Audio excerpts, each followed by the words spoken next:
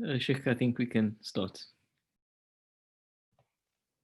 بسم الله الرحمن الرحيم الحمد لله رب العالمين والصلاة والسلام على خير خلق الله أجمعين سيدنا ونبينا ومولانا محمد صلى الله عليه وسلم وعلى آله وصحبه أجمعين سبحانك لا علم لنا إلا ما علمتنا إنك أنت العليم الحكيم رب اشرح لي صدري ويسر لي أمري واحلل عقدة من لساني يفقهوا قولي اللهم لا سهل إلا ما جعلته سهلا وأنت تجعل الحزن إذا شئت سهلا أما بعد السلام عليكم ورحمة الله وبركاته. Welcome once again to another UCT MSA weekly talk on perfecting Salah, and inshallah tonight's topic will be on the pillars arkaan of Salah. So without further ado, let's go into the slides. So the pillars arkaan of Salah. Arkaan means pillars. It is a plural form of rukun, which is a pillar. And we know a pillar is basically something, a structure that keeps things up. If you don't have the pillars, things falls down. Likewise, if you don't have these pillars in your salah, the salah will collapse and the salah will be null and void. So there are 17 pillars in total. The pillars are required for the imam. So if you are leading the salah, you have to fulfill these pillars. You have to do these pillars. If you're an individual following the imam, you're the ma'moom following the imam, you have to do these pillars. And if you are an individual praying alone, you still have to do these pillars. It is important to know the pillars, as leaving out a single pillar prevents the prayer from being valid unless one performs the pillar before the end of that salah. So it's very important to know the pillars. If you leave out a pillar, that salah is null and void. So if you know the pillar, you know what the pillars are, and if you leave one out, you can always rectify the salah by redoing the pillar. So it's very important to know the 17 pillars. If one realizes that a pillar was left out after completing the salah must be repeated. So you've left out a pillar, left out maybe the recitation of Surah Al-Fatiha or a ruku, and you completed the salah, you have to now repeat that salah. If one only performs the pillars, the salah will be valid. However, this will yield the bare minimum of reward. So this is the pillars, and these pillars will give you a valid salah, but this is the bare minimum. So this is the bare minimum. With this, you have a valid salah, but you won't get that reward, that beautiful reward, that full reward by fulfilling all the other necessary recommendations of actions as well. Now, there are certain things that is recommended, the sunnah of salah. If you do that, of course, the reward will be increased. But we are speaking today only on the pillars, these things that will make the salah valid. Okay, so there are 17 of them. We'll go into each one of them.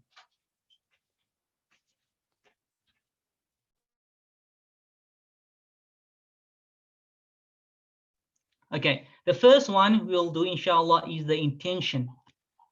A person performing salah should have the correct intention to perform the salah prior to beginning with the salah.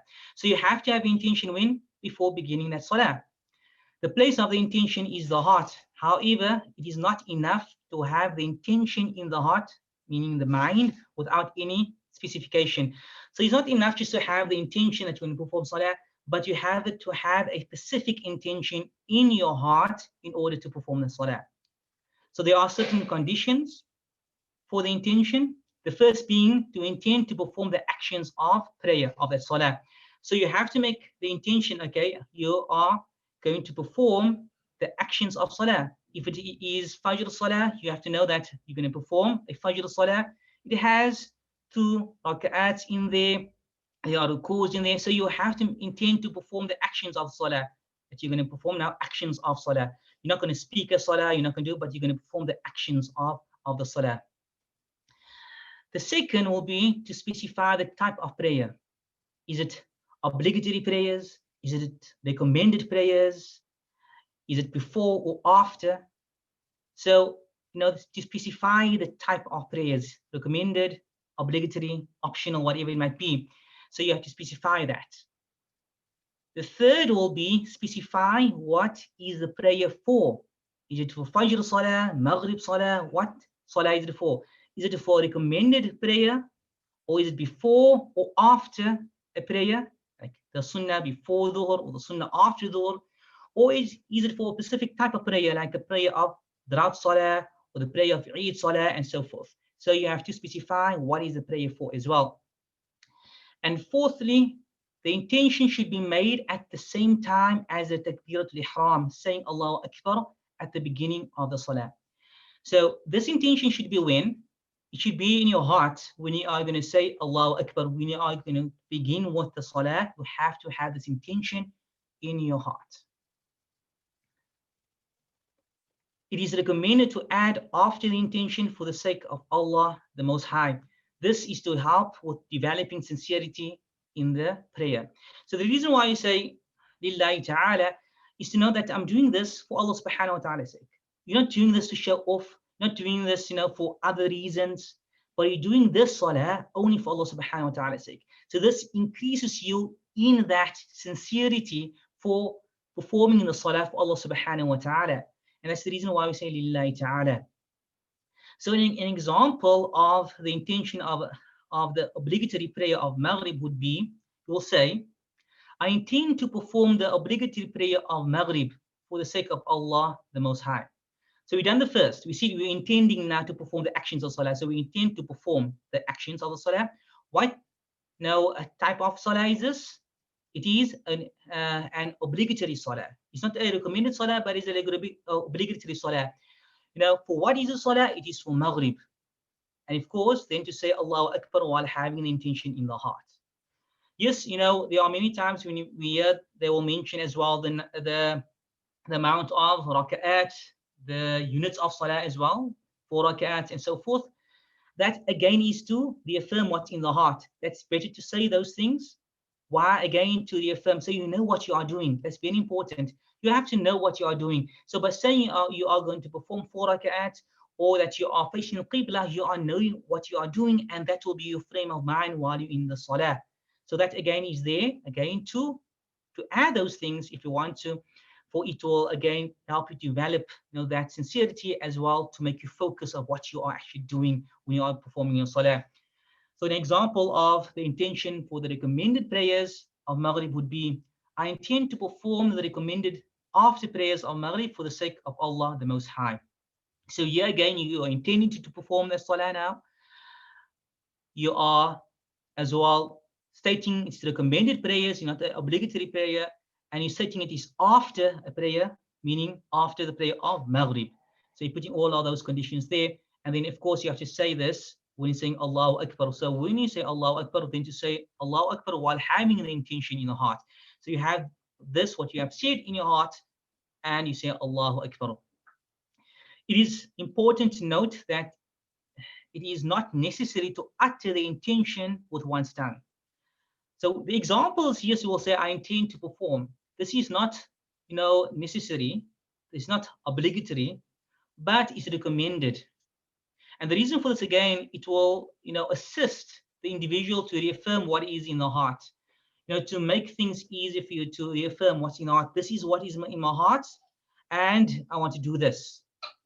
Like you'll find individuals, they will speak to themselves, because by speaking to yourself, you are now more eager to do something. You are, you have it more that, that eagerness and interest to do something. Likewise in Salah. And again, it just makes firm what's in your heart. Like, I always make this example, or give this example.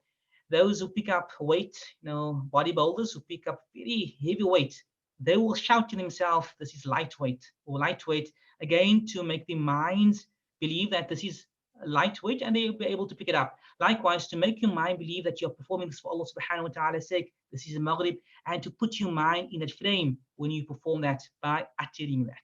But if you do not utter that and you have this in your mind, you know that you are going to perform the Dhuhr Salah, and you know it is obligatory Salah, you know that, it is, obligatory Salah, and you know you're going to perform it now, and so forth. That is enough.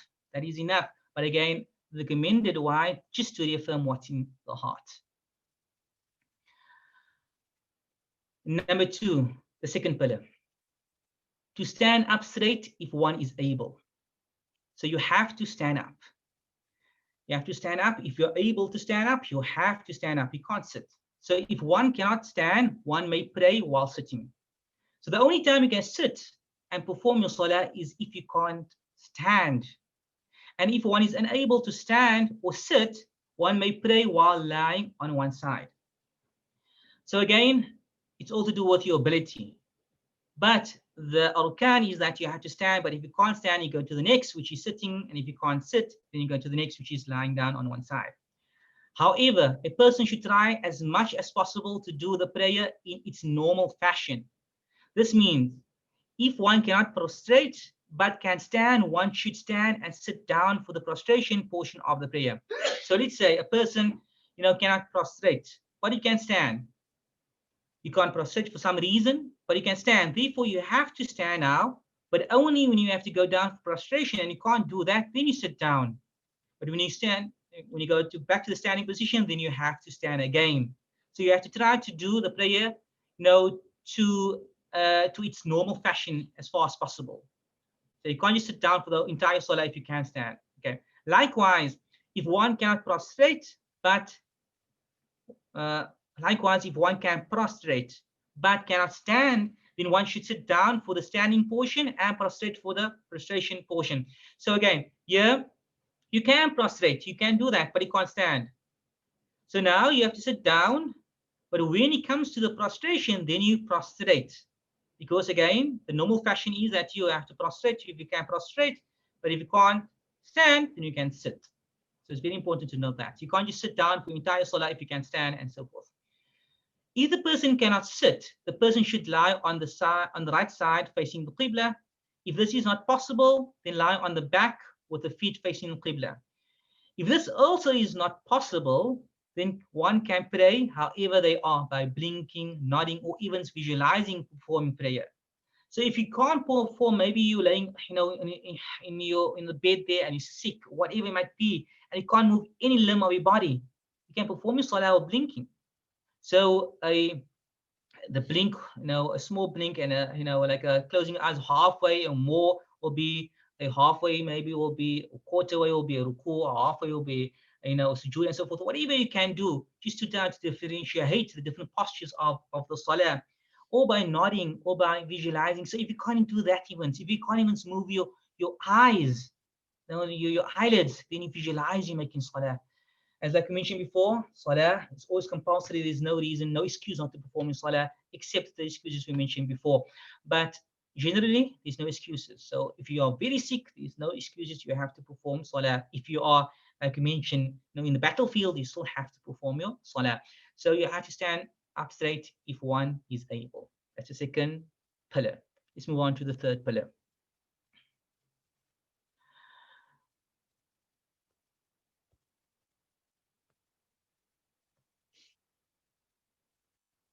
Okay, the third pillar, to say Allahu Akbar at the start of the salah. This is takbiratul ihram.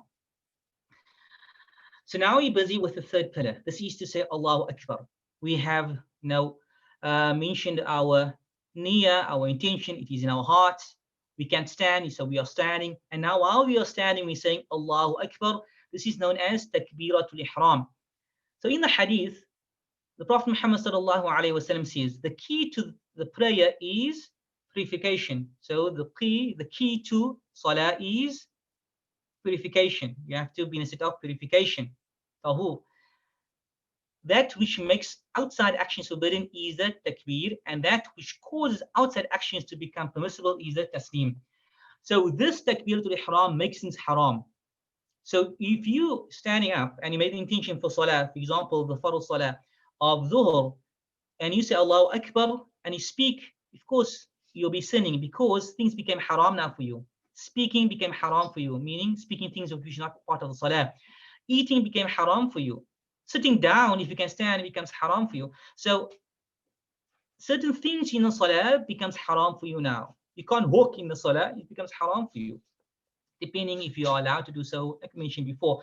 But again, these things become haram because you said Allahu Akbar. It makes halal, haram. That's why it's known as the takbir, the Allahu Akbar that makes things haram for you, which was halal for you before. So there are conditions of its validity, and they are as follows. The first thing, it should be said while standing. So you have to stand. So you can't sit and say Allahu Akbar and then stand up and then perform your salah. No, you have to be standing up ready. It should be said while facing the Qibla. So you have to be standing and facing the Qibla while you say Allahu Akbar. The one who says it should be able to hear it being said. So when you say Allahu Akbar, you should hear your voice saying Allahu Akbar. You shouldn't be so silent that you can't hear yourself saying it. It should be accompanied with the intention in one's mind, like we mentioned before. The intention should be in your mind or in your heart when you say Allahu Akbar. And number 5, it should be pronounced in the Arabic language, Allahu Akbar. And if one cannot learn it in time, meaning if you are a revert and you know the waqtu is leaving, the time period of maybe Dhuhr Salah is leaving and you're a Muslim now, you have to perform Salah. So you can't maybe say Allahu Akbar. You can't say those words. It's very difficult on your tongue. Then you can say the translation, Allah is the greatest. It should be noted that the person following an imam in prayer should not say the takbir until the imam has finished saying it. So if you're following an imam and the imam says Allahu Akbar, then after he said Allahu Akbar, then you can say Allahu Akbar. But you can't say, Allahu Akbar before the imam. So you have to first wait until the imam says Allahu Akbar, and then you say there afterwards Allahu Akbar, your takbiratul ihram. So the imam first has to be in salah before you can follow the imam in the salah. Let's move on to the 4th. To recite Surah Al-Fatiha in every rak'ah unit of salah. So when you speak about Surah Al-Fatiha, we have to understand that the Basmala, Bismillahir Rahmanir Rahim, is the first verse of Surah Al-Fatiha and must be recited. Some will recite it softly and some will recite it loudly, but it is a verse of the surah. It is the verse of Surah Al-Fatiha. So Bismillahir Rahmanir Rahim is a verse. The first verse of Surah Al-Fatiha, Alhamdulillahi Rabbil Alameen, is the second verse of Surah Al-Fatiha. If a person did not learn Surah Al-Fatiha as yet, meaning you revert now again, you just accepted the Islam and you don't know Surah Al-Fatiha, or you never learned it. You're Muslim, but you never learned it as yet. Any other portion of the Quran that has the same length of Surah Al-Fatiha can be recited. So Surah Al-Fatiha is 7 verses. So any other 7 verses in the Quran, you can recite those verses if you know them and you don't know Surah Al-Fatiha. If this is not possible, you don't know any other portions of the Quran, then one can recite adhkar. Then you will say Subhanallah, Alhamdulillah, wa la ilaha illallah, wallahu akbar, or just Subhanallah, of the same length, meaning of the length that you will take to recite Surah Al-Fatiha. If this is not possible, so you just revert and you know nothing, you don't know Subhanallah, it's so difficult for you, then one can stand the amount of time it takes to recite Surah Al-Fatiha and then move on to the next pillar of prayer.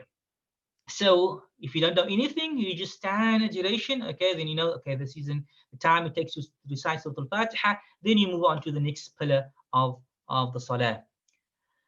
Surah Al-Fatiha must be recited during each rak'ah, unit of salah, if possible.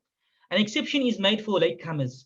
If a person joins the prayer and the imam is in his ruku, in his bowing position, or about to go down in ruku, the bow, the recitation of Surah Al-Fatiha falls away. So if you're joining the imam and the imam is about to go down, then you don't recite Surah Al-Fatiha. You say Allahu Akbar and you go say Allahu Akbar again to go down into ruku, joining the imam.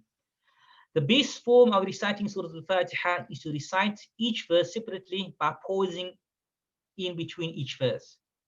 So just recite it by saying Bismillahir Rahmanir Rahim, Alhamdulillahi Rabbil Alameen, Ar-Rahmanir Rahim, Maliki Yawmiddin, Iyyaka na'budu wa iyyaka nasta'een. This is the best form. You can join it, but it's not the best form. You can say Bismillahir Rahmanir Rahim, Alhamdulillahi Rabbil Alameen, Ar-Rahmanir Rahim. You can join it.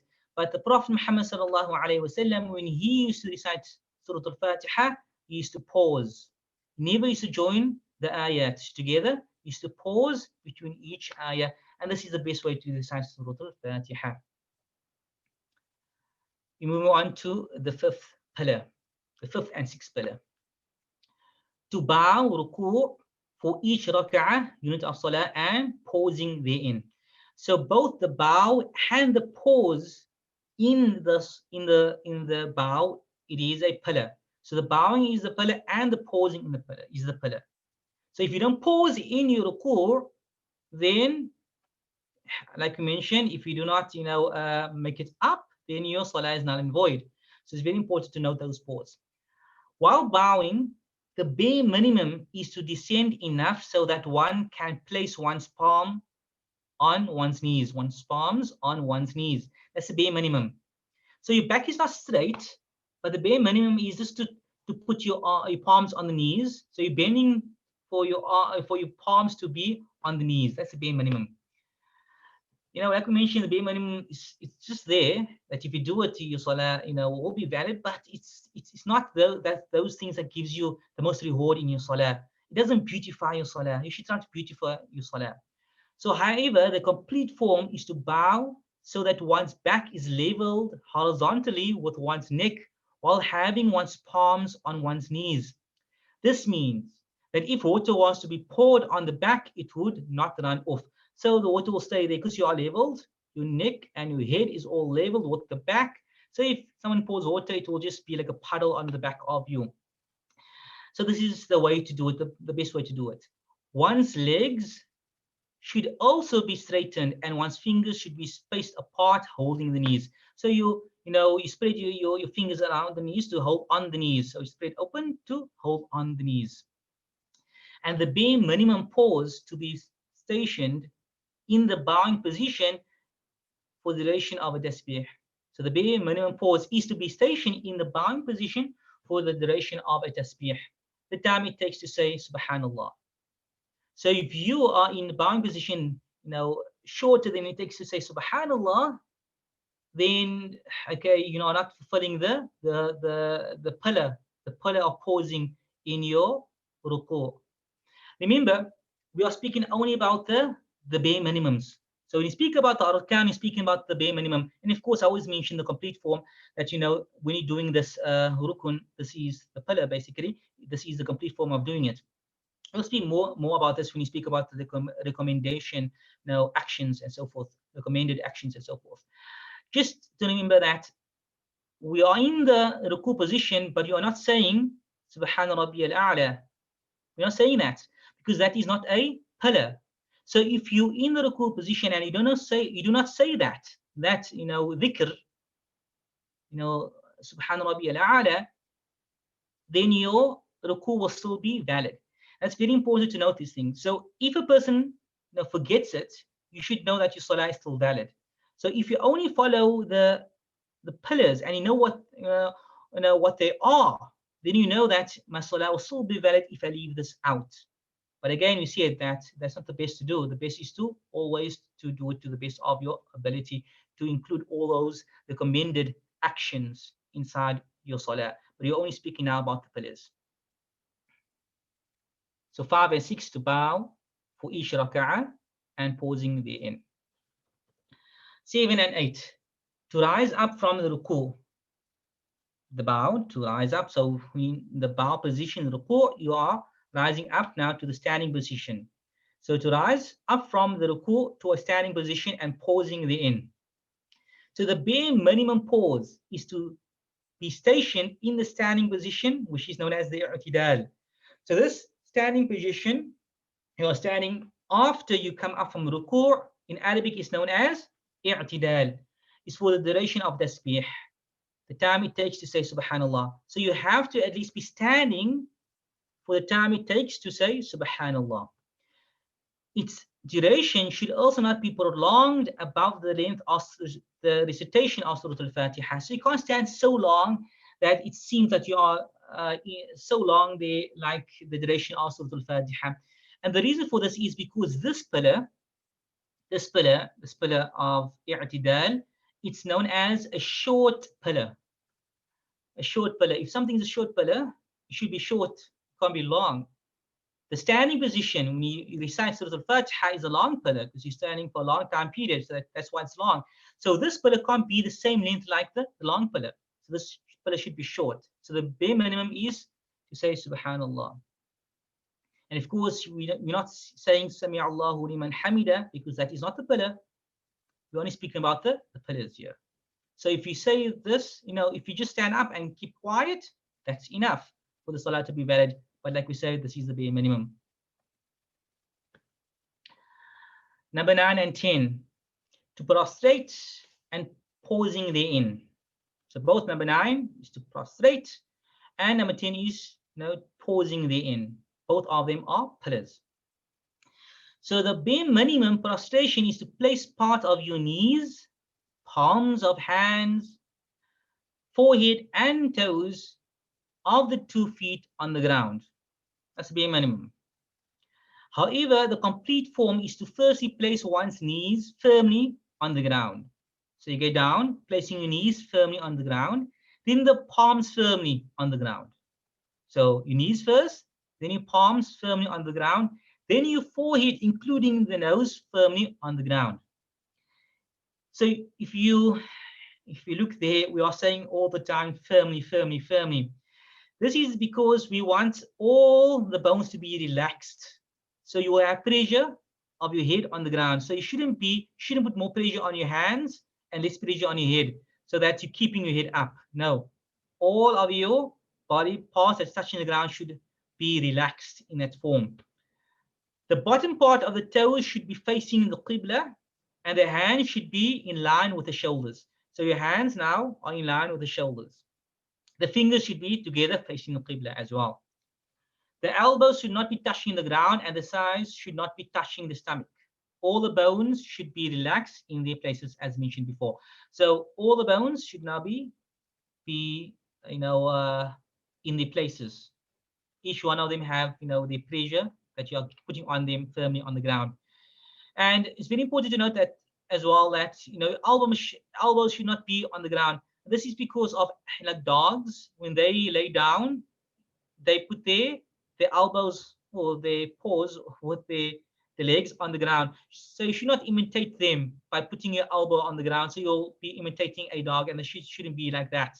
Shouldn't be imitating them, and therefore we should try to be different to the animals by lifting up our elbows. The bare minimum pause is to be stationed in the prostration position for the duration of tasbih, the time it takes to say Subhanallah. So whenever we speak about the pause, that pause is the time it takes to say Subhanallah. You can pause longer, but the bare minimum is that time period. So you can't just go up and down and kiss the ground like they say when you perform salah. You shouldn't do like salah like that, like a chicken pecking and so forth. We should have that calmness when performing the salah, the tranquility when performing the salah, not to rush your salah. That's the reason why it's very important to have this pause in the posture of your salah. It is allowed to prostrate on the ground, example sand or grass, or upon something like a carpet or mat. It's no problem in doing so. Like mentioned before, the conditions of that is that it should be pure, it shouldn't be najis on there and so forth. So it's allowed for you to make or prostrate on the ground and so forth. And it's very important, like we said, that there should be pressure. So you can't just make sure that there's pressure of your limbs on the ground and your head as well. And some people they do not put their nose on the ground, but the Prophet Muhammad ﷺ said that he was commanded to prostrate on 7 limbs. And when he mentioned forehead, he pointed to his nose. So as if he mentioned that the forehead and the nose is one. So therefore, when you go down, your forehead and your nose should touch the ground. And it should be with pressure. So if something had to be on the floor, like a piece of sand or something, and you go down onto the sand and lift up, you should see the imprint on your forehead. So there's some pressure that you are pushing down on the floor, because all your limbs should be relaxed in that position. moving on to 11 and 12. So pillars 11 and 12. To sit between the two prostrations and pausing therein. So the bare minimum pause is to be stationed in a sitting between the two prostrations position for the duration of a tasbih, the time it takes to say Subhanallah. We always mention this. That is the time it takes. Its duration should also not be prolonged above the length of tashahhud. The tashahhud, we'll be speaking about that closer to the end. But again, this, the sitting between the two prostrations is again a short pillar. So it can't be prolonged too long. And that's the reason why we're saying it shouldn't be so long that you think it is actually the tashahhud. That's the reason why we say that it should not be prolonged too long. The complete form of sitting is as follows. So how do you sit in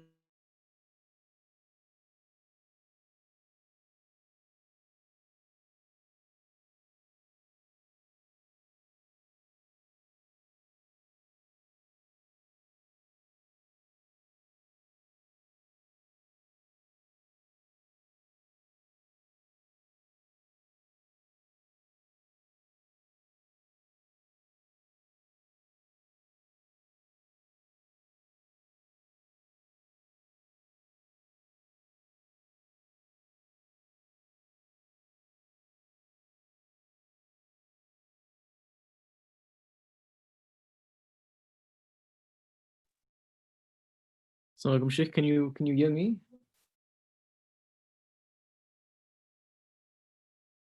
We lost you there. Something happened to the slides as well. My Zoom went on and off. Okay, I'll just upload the slides again, inshallah. No problem, Sheikh. As long as you're still here with us. Alhamdulillah.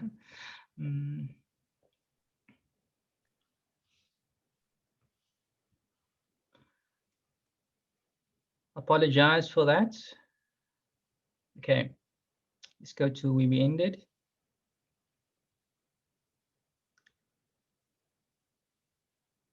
Okay, so we mentioned about the complete form of sitting, and we mentioned that the right foot should be raised up with the toes on the ground pointing towards the direction of the Qibla.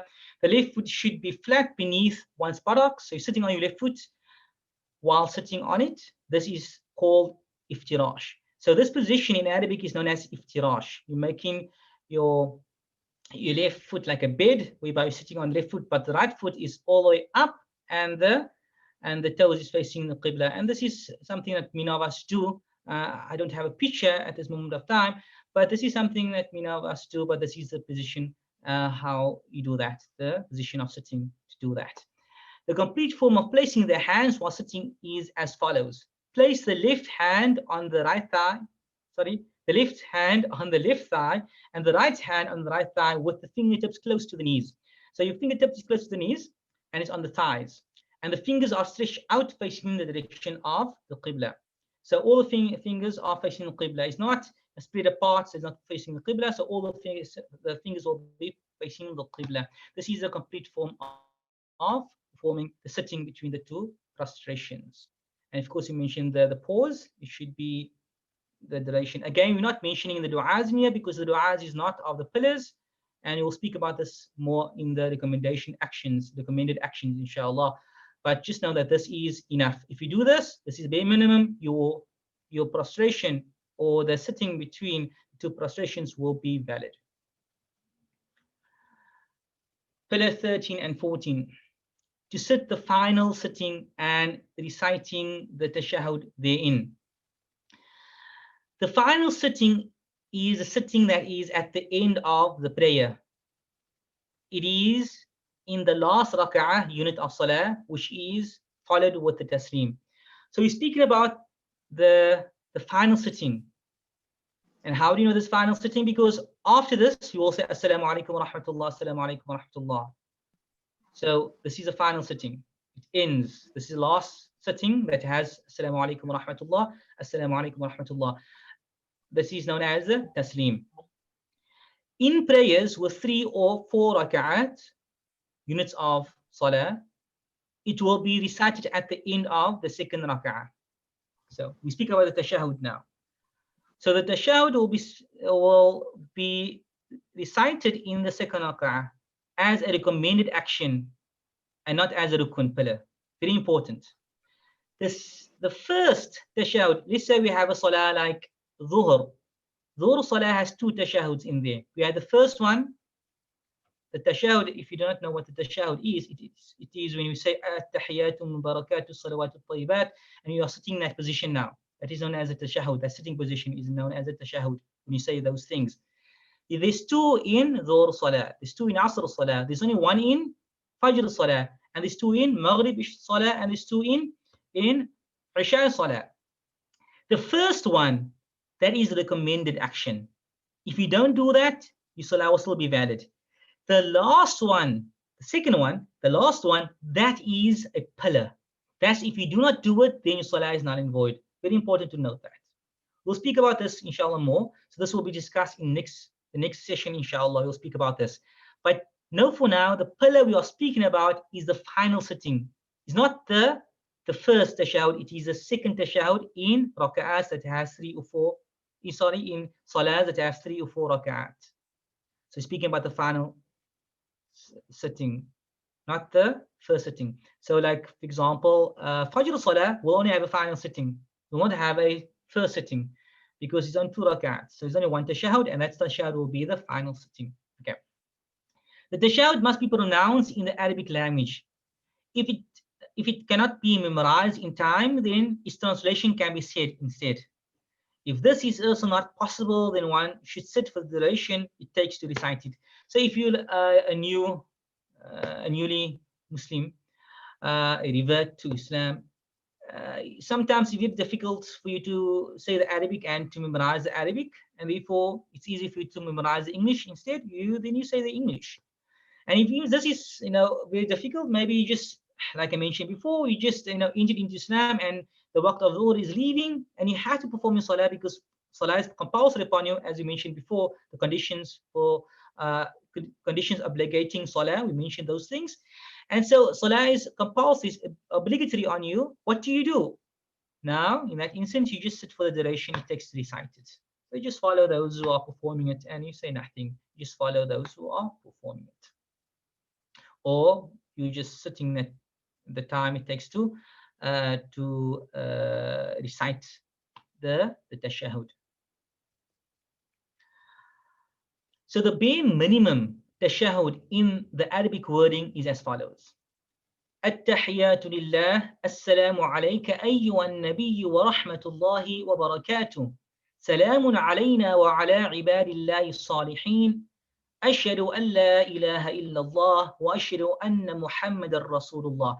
This is the bare minimum. This is the bare minimum when you speak about the pillar. This pillar of the final sitting and the tashahud, this is the bare minimum, which is this what I mentioned now. The translation of it is: all greetings belong to Allah, peace be upon you, O Prophet, and the mercy of Allah and his blessings.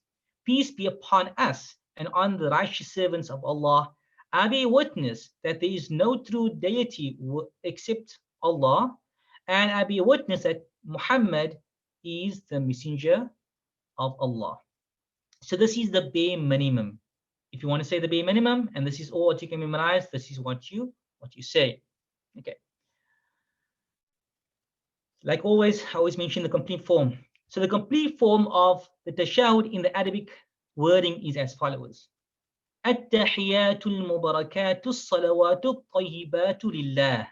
Assalamu alayka ayyuhan nabiyyu wa rahmatullahi wa barakatuh. Assalamu alayna wa ala ibadillahi salihin. Ashhadu an la ilaha illallah wa ashhadu anna muhammadar rasulullah. Translation: all greetings, all blessings, all prayers, and all goodness belongs to Allah. Peace be upon you, O Prophet, and the mercy of Allah and his blessings. Peace be upon us and on the righteous servants of Allah. I bear witness that there is no true deity except Allah, and I bear witness that Muhammad is the messenger of Allah.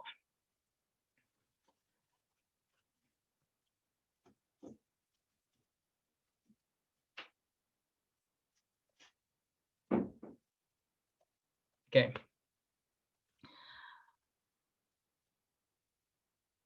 Moving on to number 15.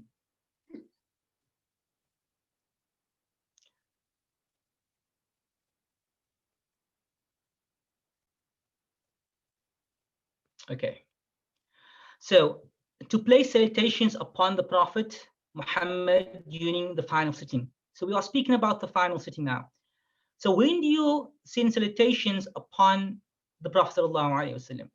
So salutations upon the Prophet Muhammad, may peace and blessings be of Allah be upon him, should be recited after the completion of the tashahhud and before the taslim.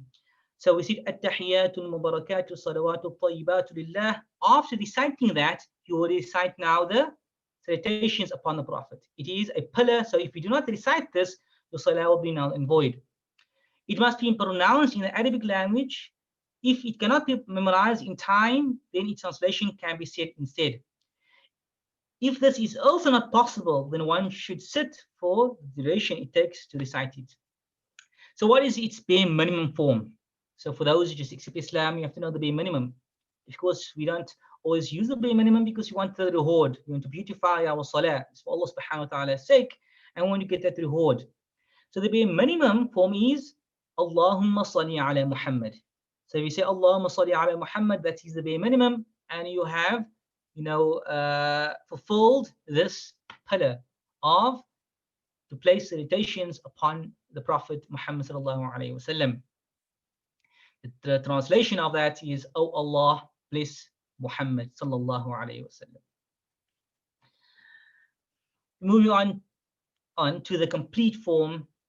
So the complete form is as follows: Allahumma salli ala Muhammad wa ala ali Muhammad kama sallaita ala Ibrahim wa ala ali Ibrahim wa barik ala Muhammad wa ala ali Muhammad kama barakta ala Ibrahim wa ala ali Ibrahim fil alamin innaka Hamidum Majid. We'll find as well that there will be those who will say Allahumma salli ala Sayyidina Muhammad wa ala ali Sayyidina Muhammad كما صليت على سيدنا إبراهيم وعلى آل سيدنا إبراهيم وبارك على سيدنا محمد وعلى آل سيدنا محمد كما باركت على سيدنا إبراهيم وعلى آل سيدنا إبراهيم في العالمين إنك حميد مجيد. Both are correct. Now the scholars have said that if you want to say Sayyidina because you don't want to use the Prophet ﷺ name just like that, it's like a person, speaking to someone that is high in status. You don't mention the person by name. If the person is a doctor, you speak to the person by saying doctor. You don't call the person by the person's name or doctor so and so, and you don't call the person by the person's first name. And so therefore some scholars have said that they use the word Sayyidina again out of respect of the Prophet ﷺ. They don't want to use the word Muhammad alone, and they say Sayyidina, our master Muhammad, and so forth. So whatever method or whatever form you use, it is all correct. The translation of it is, "Oh Allah, send salutations upon Muhammad and upon the family of Muhammad, as you have sent salutations upon Ibrahim and the family of Ibrahim. Oh Allah, bless Muhammad and the family of Muhammad, as you blessed Ibrahim and the family of Ibrahim in the worlds. For you are the most praiseworthy and noble." Okay. So we spoke about the sitting. We are still in the final sitting. So what is the form of the sitting? So the complete form of sitting is as follows. Remember, when we sat between the two prostrations, there was a way of sitting.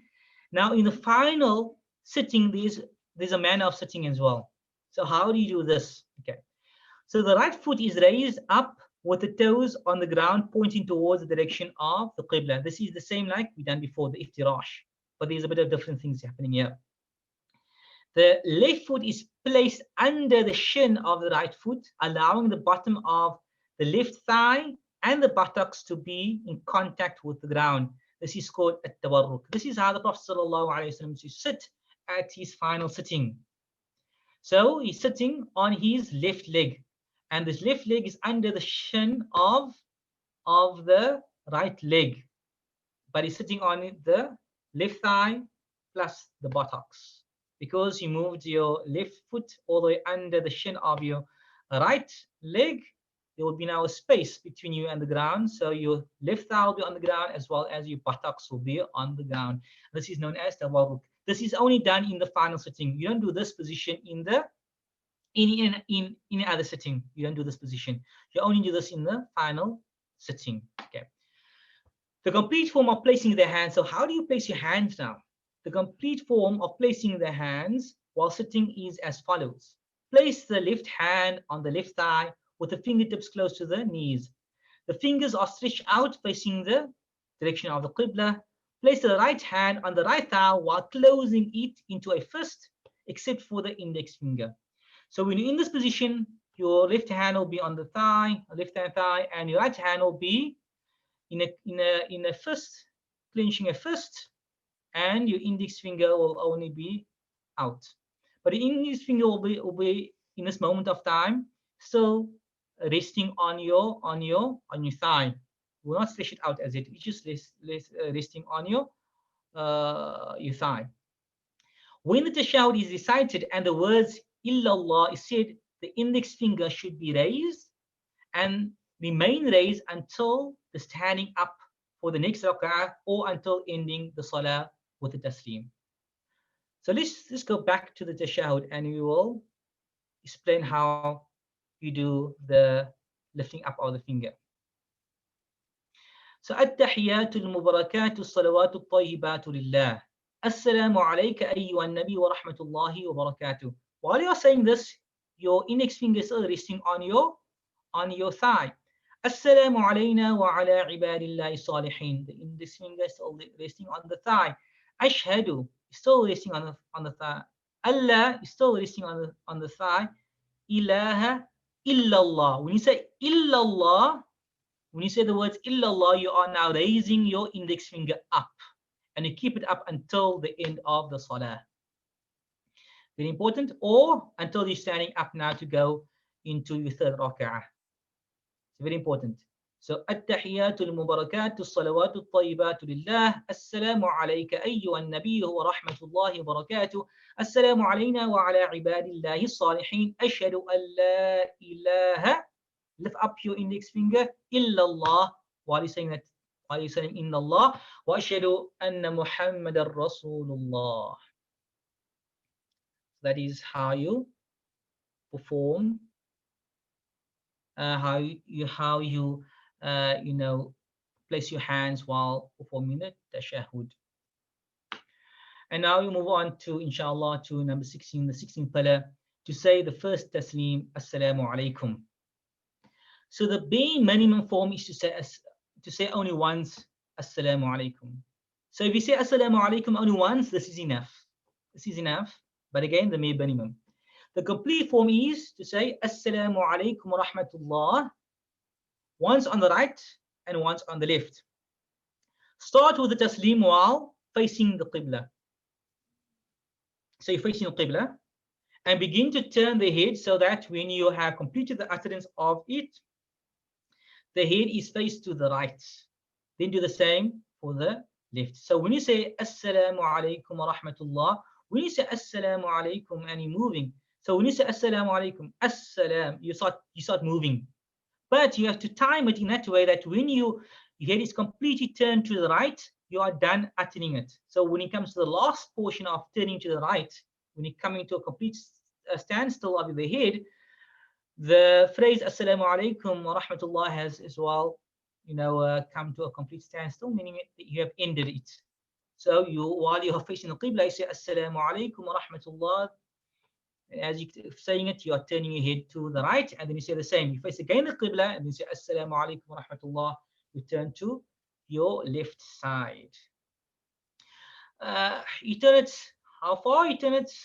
It's far enough so the people on you, behind you, someone to stand behind you, would be able to see your cheek, your cheek. So you turn it a little bit, turn it so enough that someone behind you can see your cheek. Okay. And now, inshallah, we move on to the final pillar of salah.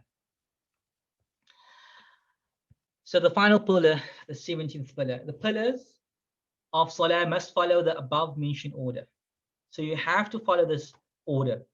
This means one should start with the intention then the Takbiratul Ihram, then Surah Al-Fatiha, etc. So you start from 1, 2, 3, 4, 5 until number 17. Of course, there are certain things that you have to do between them, like you have to repeat it sometimes in the first rak'ah, the second rak'ah, and third rak'ah, and so forth. And of course, the last the Takbiratul Ihram will be the first, and the last will be again the Taslim and so forth. So there are certain things, but it has to follow in this order. If any other pillars are intentionally not made in order, so you want to start with the ruku and then you want to go into standing position, the salah will be null and void. So you can't do whatever you want in the salah. There are certain orders you have to perform your salah. If you don't do it in order, you do your own thing in your salah, then your salah is null and void.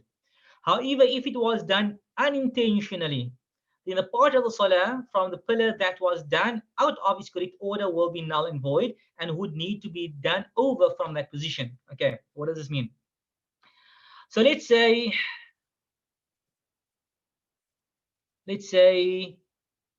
you're in your second rak'ah. You're in a second rak'ah and you're going now down.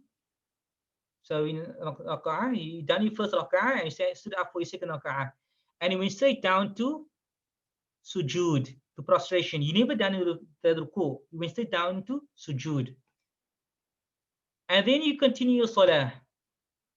And now you now perform your salah as you perform your salah. You'll go into the first tashahhud, you will come back up, and you'll come to the third rak'ah. You go down and you come back up into your fourth rak'ah and so forth. Now you're at the last, you in your final tashahhud, but you remembered now that when you were in your second rak'ah, you did not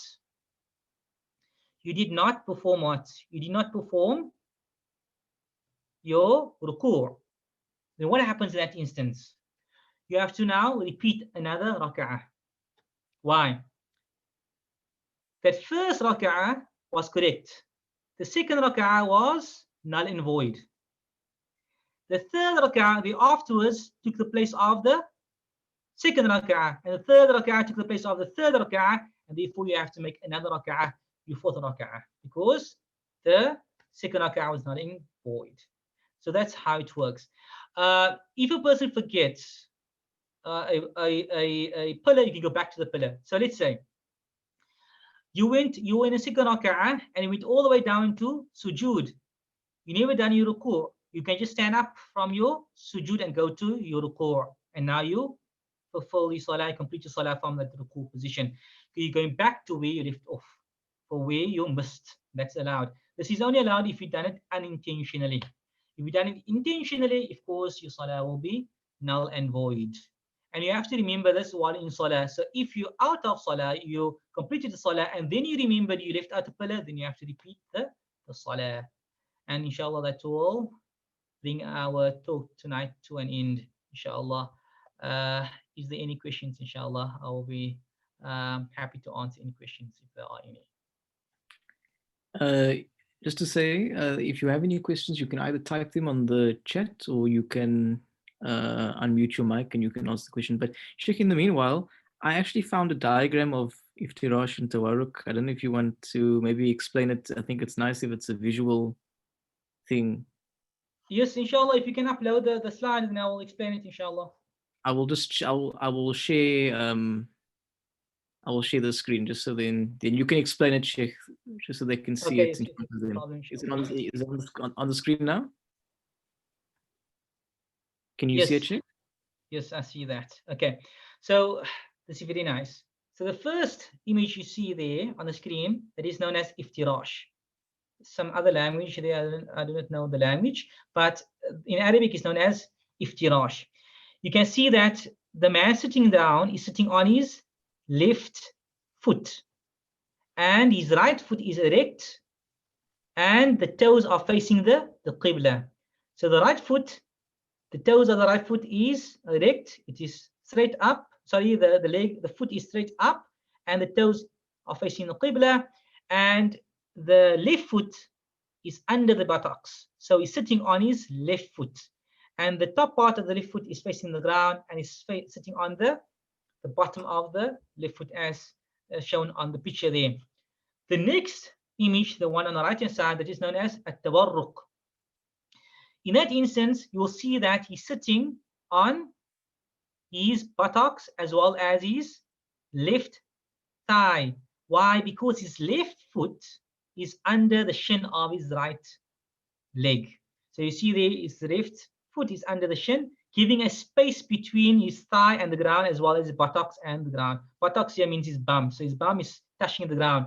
And his right foot is the same like the iftirash position. So if the iftirash and the tawarruk, your right foot stays the same, whereby your toes face the qibla and your foot is in that position, the erect position, in that position, as you can see on the picture there, and your left foot is under the shin of your right foot. This is the sunnah positions. Like I said, this is the sunnah, the complete form. If you do it in any other manner, the salah will still be valid, but you will not get that reward of completing the salah as how the Prophet Muhammad sallallahu alaihi wasallam performed his salah. So I hope that gave some clarity. Shukran, Ilyas, for the pictures. It's really helpful. Also, I see there's a question.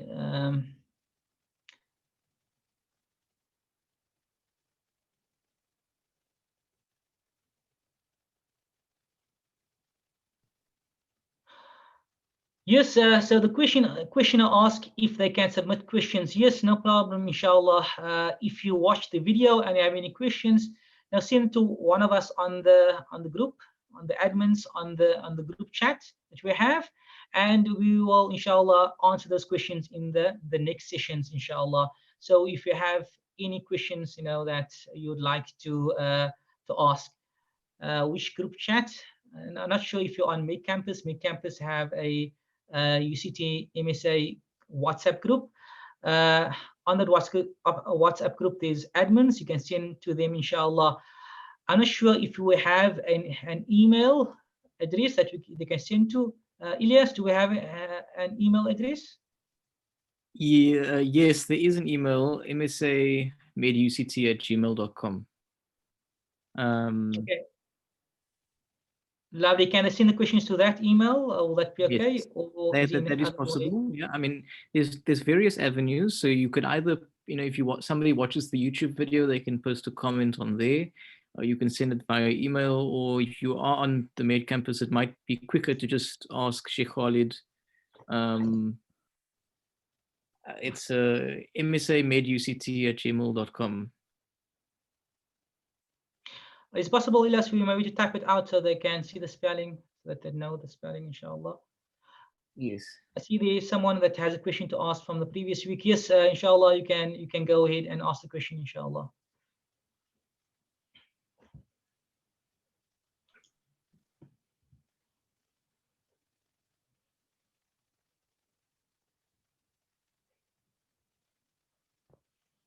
Catherine, if you would like, you could unmute your mic, or if you would like to type it out, that's perfectly fine.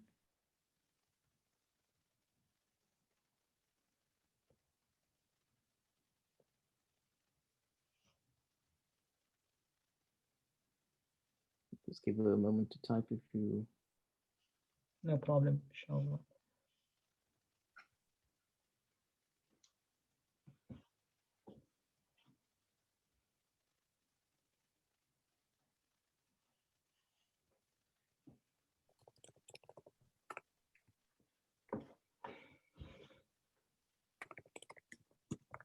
And any other questions, Salon?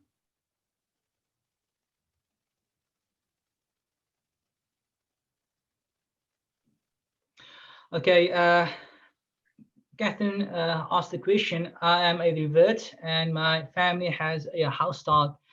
And I just wanted to know about the procedure of keeping my salah area clean. And the best for you now will be, inshallah, just to have a salah mat. So you make salah on that mat. So if the dog had licked anywhere on the ground, that's no problem. As we mentioned last week, the main thing is that between your limbs and the ground should be pure. So if there's najis or there's no impurities under the mat and you are place the mat over the impurities and between you and the mat is no impurities, then your salah will be valid. When you're speaking about the condition of having a pure place when you make salah. So just make sure that you have a mat or something, even if you don't have a mat, salah mat, maybe a cloth or even a towel that is clean. You just spray on there. So you are making sure that between you and the ground, there is no impurities. I hope that answers your question, inshallah. And dog hair, yes. So dog hair is najis. It is impure. Okay, so it's very important to notice that if you have dog hair on you, you have to make sure that you dust it off. The dog hair becomes impure if if it's wet and water touches something else. So what does that mean? It means if the dog hair is dry, the dog hair can't transfer its najis, its impurity from the hair to your skin or to your clothes. So if the dog hair is dry and it's on your clothes, you can just take it off your clothes and then the impurities will not be on your clothes. However, if the dog hair is wet, or if water touched the dog hair and that water will touch the dog hair falls onto your clothes, then those places where the water fell on will be now impure. Then you have to wash that off. So it's very important, to make sure that you don't have any of those impurities like dog hair on you. And if it's dry, you just, will take it off of you, fluff it off from your clothing or wherever it might be, and make sure that it's not wet and so forth. If it's wet, then of course you have to now clean that area that has been contaminated with that impurities. Hope that makes it a bit clear, inshallah. Afwan. Are there any other questions, inshallah?